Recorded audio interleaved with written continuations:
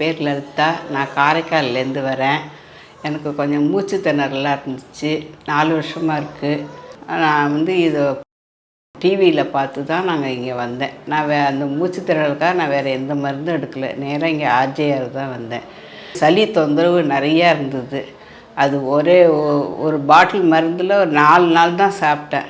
அதில் அந்த 4 நாளில் அந்த இருமல், சளி எல்லாம் நல்லா நின்றுடுச்சு.